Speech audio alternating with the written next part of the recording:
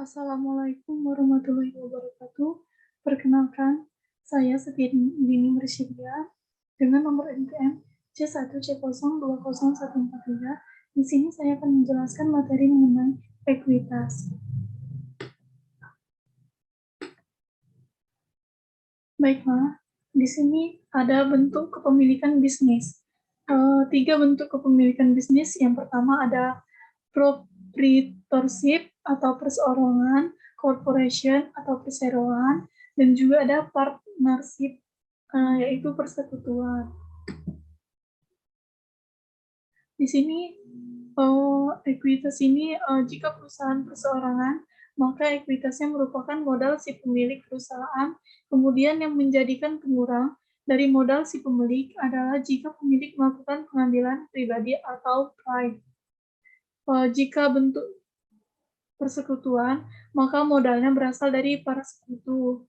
Jika bentuk perseroan, maka ekuitas terbagi menjadi 2 kelompok utama, yaitu modal saham atau share capital. Contohnya dalam bentuk PT, share capital hanya akan berubah jika ada transaksi sehubungan dengan saham. Kelompok yang kedua, yaitu di sini ada retained earning. Jika perusahaan memperoleh laba, maka laba yang diperoleh perusahaan untuk periode tersebut akan menambah ekuitas pada bagian retained earning. Retained earning dipengaruhi oleh 3, yaitu pendapatan, beban, dan dividen. Di sini masuk ke dalam fokus pada bentuk perseroan. Karakteristik utama dari perseroan yaitu dipengaruhi oleh aturan hukum Undang-Undang Dasar Nomor 40 Tahun 2007 yang mengatur tentang PT. Kemudian menggunakan sistem saham karena ekuitas dari PT diwakili dengan kepemilikan saham. Yang terakhir, pengembangan berbagai kepentingan kepemilikan. Itulah karakteristik utama dari perseroan.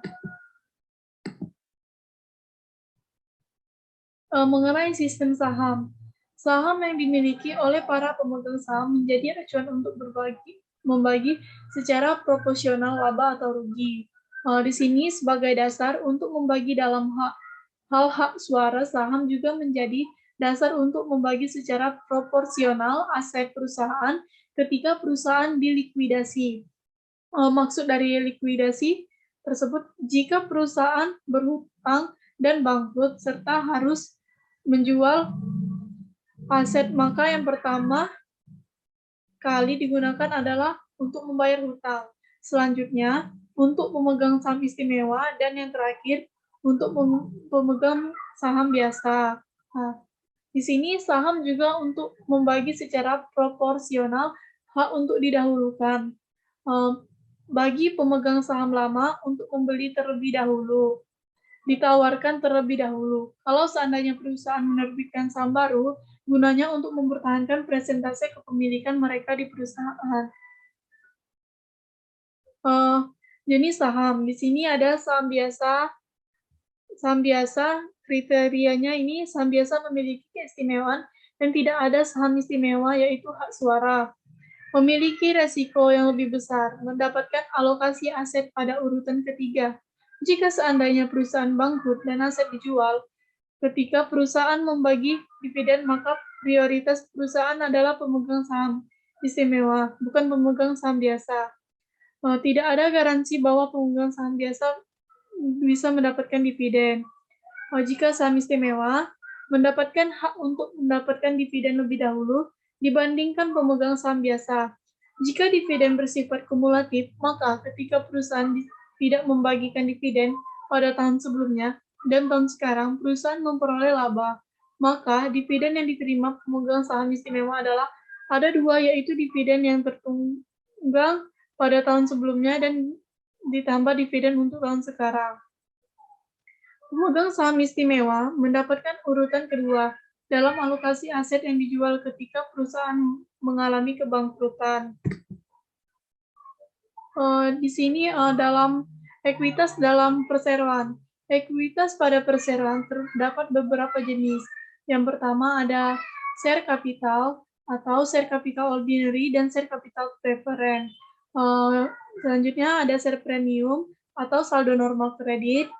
Di sini juga ada retained earning, saldo laba, ada accumulated order of comprehensive income, juga ada treasury share atau saldo normalnya debit, maka sebagai pengurang dari ekuitas.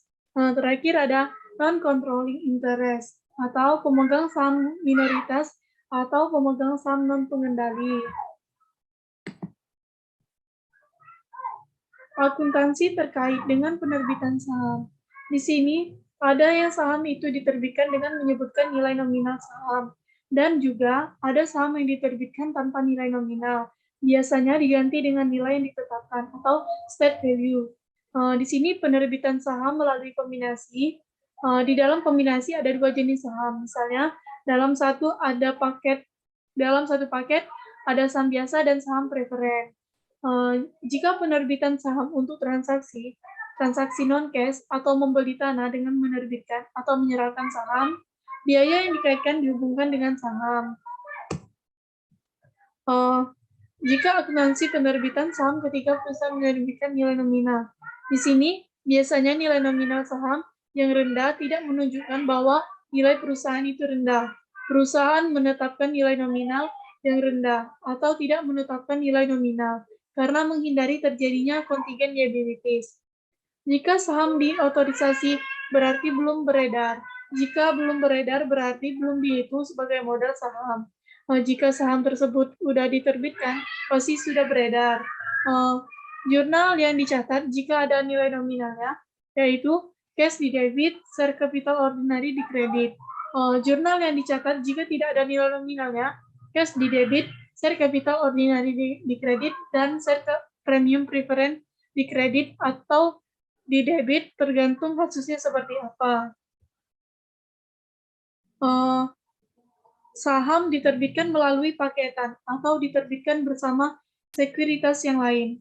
Ada dua metode untuk mengalokasikan atau memisahkan pencatatan, yang mana yang saham biasa dan juga mana yang saham istimewa. Di sini metode proporsional menggunakan metode proporsional jika kedua harga pasar saham, baik saham biasa maupun saham istimewa, keduanya diketahui. Jika metode incremental atau menggunakan metode incremental ini jika hanya diketahui salah satu harga pasar saham, maka dari tersebut menggunakan metode incremental. Penerbitan saham untuk transaksi non-cash. Misalnya menerbitkan saham karena memperoleh aset tetap atau membayar jasa. Contohnya, menerbitkan saham untuk memperoleh tanah, tetapi harga pasar tanah dan saham diketahui, maka secara aturan harus menentukan mana nilai yang lebih wajar. Jika kedua harga pasar tidak diketahui, maka menggunakan penilaian menurut jasa atau ahli penilai.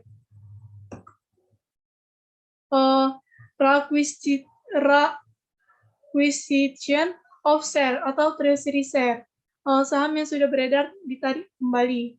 Yang menjadi dasar saham beredar ditarik kembali yaitu satu, treasury share dilakukan agar saham perusahaan terlihat menarik, meningkatkan earning per share.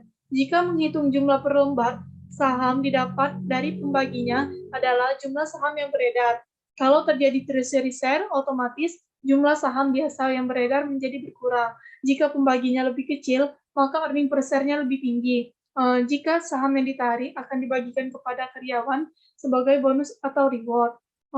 Terus yang terakhir, kita juga melakukan treasury share untuk menyingkirkan pemegang saham yang tidak disenangi. Di sini mengenai akuntansi treasury share. Secara akuntansi, ada dua metode yang dikenal. Yang pertama, metode harga perolehan yang paling sering digunakan, metode nilai nominal. Treasury share akan mengurangi ekuitas. Saldo normal dari treasury share adalah debit. Nah, jurnal terkait transaksi treasury share yaitu treasury share di debit dan cash di kredit. Penjualan treasury share. Ada dua kemungkinan penjualan treasury share. Yang pertama, menjual di atas harga perolehan. Yang kedua, menjual di bawah harga perolehan. Keduanya akan menaikkan total aset dan ekuitas. Jurnal ketika menjual di atas harga perolehan yaitu cash di debit, treasury share di kredit, dan share premium ordinary di kredit juga. Jika pencatatan jurnal ketika menjual di bawah harga perolehan, yaitu jurnalnya cash di debit, share premium treasury di debit, treasury share di kredit. Preference share. Di sini ada keunggulannya. Yang pertama yaitu keistimewaan dalam hak dividen. Hak akan mendapat alokasi bagian dividen lebih dulu dibandingkan pemegang saham biasa. Dividen untuk saham preferen berjumlah tetap, bersifat kumulatif, mendapatkan keistimewaan dari distribusi penjualan aset. Selanjutnya, keistimewaan lainnya jika kategori convertible preference share berarti ada hak bagi pemegang saham istimewa tersebut untuk dapat mengkonversi saham istimewa menjadi saham biasa. Callable dapat dilunasi lebih cepat.